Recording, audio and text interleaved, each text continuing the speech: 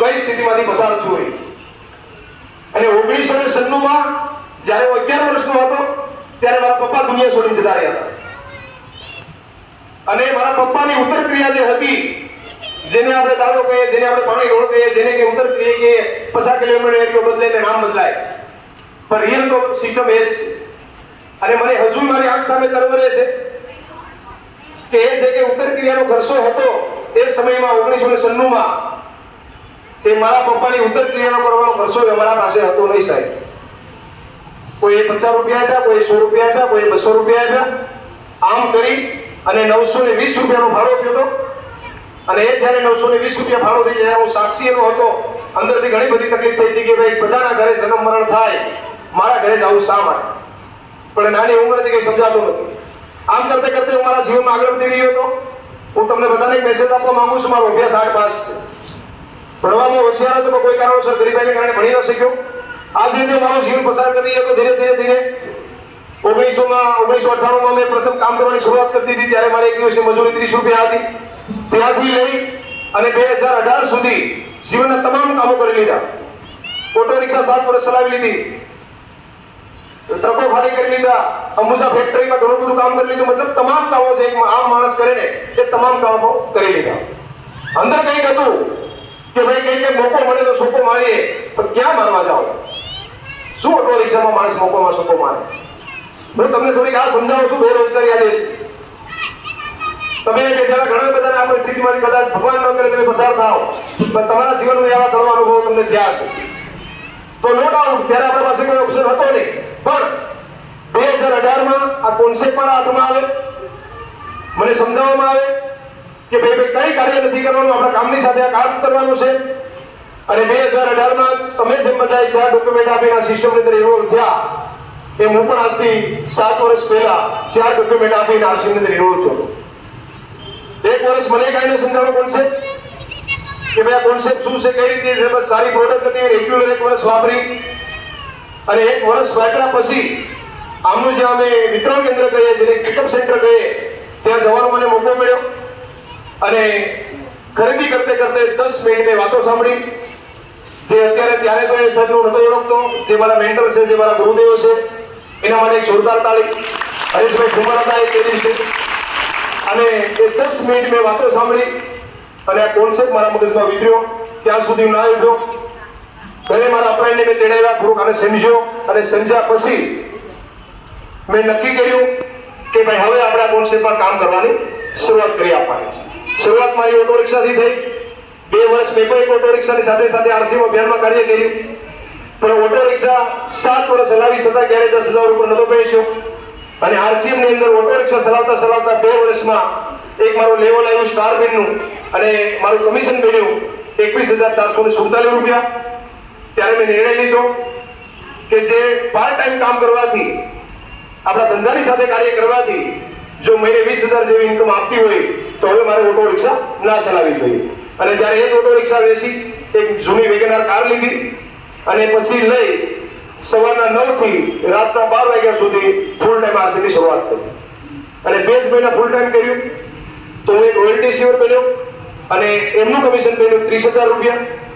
અને ત્યાંથી લઈ અને આજ સુધી 2025 છેલ્લા 2 વર્ષ ત્યાંથી આજ લઈ 50,000 થી નીચે મારું કમિશન બનતું નથી. અને ત્યાં મહિનાનું કમિશન 1 મહિનાનું મારું 79,170 રૂપિયા બન્યું. જ્યાં જિંદગી આખી ખતમ થઈ ગઈ ત્યારે 10,000 થી ઉપર ન જઈ શક્યા. અને જીવનનો પાર્ટ ટાઈમ સમય આપવાથી, લોકોનું ભલું કરવાથી જો આપણું ભલું થતું હોય છે તો કાર્ય આપણે કરવું જોઈએ. તો મારે તમને આજે એક મેસેજ આપવો છે કે સાહેબ પૈસા તો માણસ ગમે ત્યાંથી કમાઈ શકે, ગમે ત્યાંથી પૈસા કમાઈ શકે. ઇન્કમ 2 પ્રકારની હોય, એક એક્ટિવ ઇન્કમ હોય, એક પેસિવ ઇન્કમ હોય.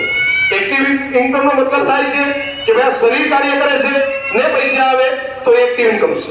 એમ આરસીની અંદર પણ 2 પ્રકારની ઇન્કમ છે, એક એક્ટિવ છે અને બીજી પેસિવ ઇન્કમ છે. શરૂઆતમાં માણસ એક્ટિવ ઇન્કમથી એની શરૂઆત થાય, પણ જે મેં વાત કરી ને રોયલ્ટી, સુરક્ષા, એ સુરક્ષા જ આજે બધાને સમજવાની જરૂર છે. માર્કેટમાં રોજ લાખો રૂપિયા કમાય છે, લોકો હજારો રૂપિયા કમાય છે, પણ એ જ્યારે પણ કાર્ય બંધ થાય છે ત્યારે ઇન્કમ 0 થઈ જાય છે. પણ હું હજી એક તાલી ડોડિયા સાહેબ માટે ખાસ કરીને પડાવવા માંગુ છું કે જેમને આપણે એટલો સપોર્ટ આપ્યો, કોઈ કારણોસર ના આવી શક્યા કારણ કે એમના નજીકના રસ્તામાં એક ઘટના બની ગઈ, તો એને લઈને ના પહોંચી શક્યા, છતાં પણ ફરી એક વખત એમના માટે જોરદાર તાલી પાડો કે જેને આપણે એટલો સહયોગ આપ્યો, એટલી વ્યવસ્થા આપી. અને એમની તો શું વાત કરી સાહેબ, બહુ વિઝનરી માણસ છે, કારણ કે એ માણસ પૈસા માટે કાર્ય નથી કરતા. મેં તો શરૂઆત કરી હતી પૈસા માટે, પણ એ તો એક આ દેશને બદલવા માટેના કાર્ય કરે છે અને રાત દિવસ બંને જણા રસીલાબેન એમની પૂરી ટીમ એટલી મહેનત કરે છે કે એ અહીં નથી ને વખાણ કરવાનો કોઈ પર્પઝ નથી. હા, તો આપણે મૂળ વાત તરફ છે કે ભાઈ પૈસો મને ગમે ત્યાંથી કમાઈ શકે છે, પણ જ્યારે એ કામ કરવાનું બંધ કરે એટલે ઇન્કમ એની ઝીરો થઈ જાય છે. તો આરસીએમ આપણને રોયલ્ટી ઇન્કમ આપે છે. રોયલ્ટી વિશે કેટલા જાણતા? હાથ ઉપર. જે લોકો રોયલ્ટી ઇન્કમને સમજે છે તે હાથ ઉપર. બહુ સારું. તો આરસીએમ પરિવાર એક આ દિશે લઈ આરસીએમ પરિવારમાં જે લોકો ઇન્વોલ્વ થયા 4 ડોક્યુમેન્ટ આપીને એ હાથ ઉપર કરે. જેનો આઈડી મળી ગયો હા, તો મેક્સિમમ એસ પરિવાર છે, કારણ કે અમે એમને એસ પરિવારને આઈડી ગયા. મેં મેસેજ આપ્યો હતો કે ભાઈ આપણે બધા આરસી પરિવારને જ આવવાનું છે. સરસ. તો હવે રોયલ્ટી ઇન્કમનો સીધો મતલબ એ થાય છે ગુજરાતીમાં કે ભાઈ પપ્પાનું કરેલું કામ સમજો, પપ્પાનું કરેલું કામ જો દીકરો ના કરે ને ઇન્કમ આવે તો રોયલ્ટી ઇન્કમ કહેવાય. મારા પપ્પા ઓટો રિક્ષા હાંકતા હતા, કોઈ કારણોસર દુનિયા છોડીને જતા રહ્યા અને હવે ઓટો રિક્ષા પડી છે ઘરે અને એ જ ઓટો રિક્ષા એમાં ચલાવું ને ઇન્કમ આવે તો રોયલ્ટી ઇન્કમ નથી. પણ મારા પપ્પા આંબાનો બગીચો વાઈને ગયા હતા, હવે પપ્પા નથી અને આંબામાંથી જે કેરી આવે તો એક પેઢી માટે રોયલ્ટી ઇન્કમ થઈ, કારણ કે દીકરાને આંબો વાવવો પડે નહીં, એમ નહીં તૈયાર પડે, પણ એ એક પેઢીની ઇન્કમ છે. આવનારી બીજી પેઢી માટે આંબો ખતમ થઈ જાય છે, એમાંથી કોઈ ઇન્કમ મળે નહીં. જો હવે એને લેવી હોય તો ફરી પાછું આંબાનું વાવેતર કરવું પડે. પારસીમાં આપણને કેવી રોયલ્ટી આપે એ સમજવાનું છે. સેલેરી સાહેબના શબ્દોમાં કહું તો આરસીએમ લોકોને આપણે સમજાવીએ 7 પેઢી નહીં સાહેબ, 7 પેઢી સુધી નહીં. આ પૃથ્વી ઉપર જ્યાં સુધી મનુષ્ય રહે, જ્યાં સુધી પૃથ્વી પર મનુષ્ય અનાજ ખાશે, મતલબ અત્યારે જે આપણે ખોરાકો લઈએ છીએ એ ખોરાકની જ્યાં સુધી મનુષ્યની જરૂર પડશે ને ત્યાં સુધી આરસીએમ આપણે રોયલ્ટી ઇન્કમ આપશે.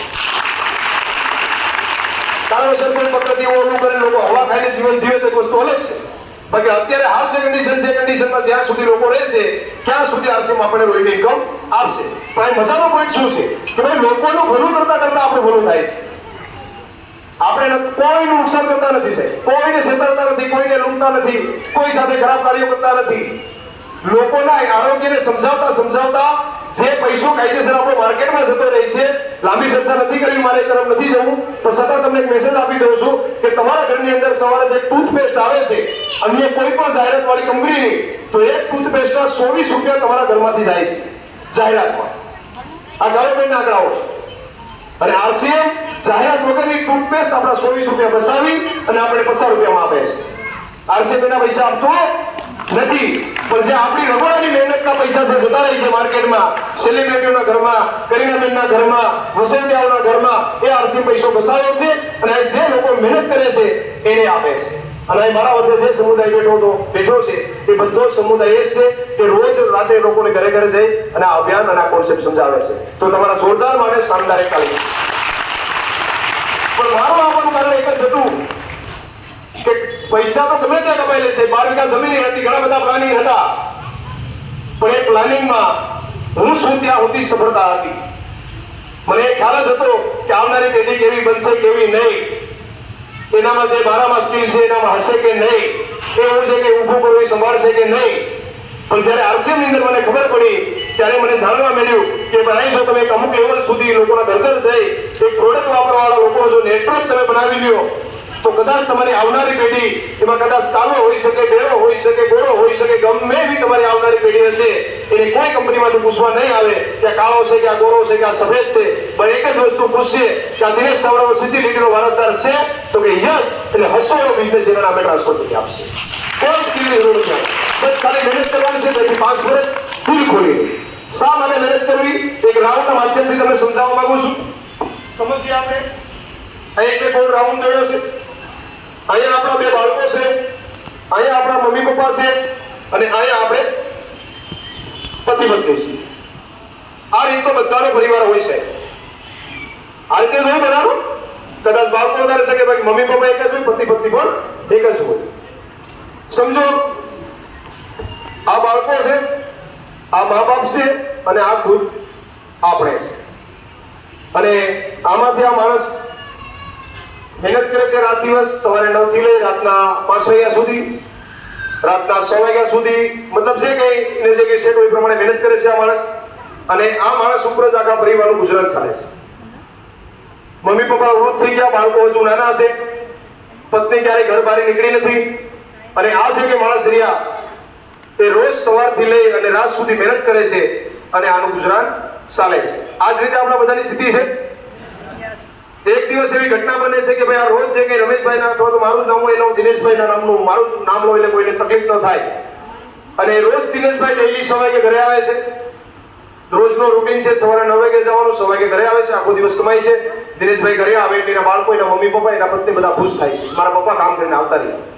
પણ એક દિવસ એવી જીવનમાં ઘટના બને છે કે દિનેશભાઈ શનિ જગ્યાએ 7 વાગ્યે તો આવતા નથી. એટલે સ્વાભાવિક છે કે ભાઈ ચાલો કદાચ દિનેશભાઈના ત્યાં મિત્રોની ત્યાં કે ઊભા હશે એટલે વાર લાગી ગઈ. 1 કલાક જતી રહી. પછી એમના જે કે પત્ની રહ્યા એને ફોન કરે છે, ફોન લાગતો નથી, ફોન સ્વિચ ઓફ આવે છે.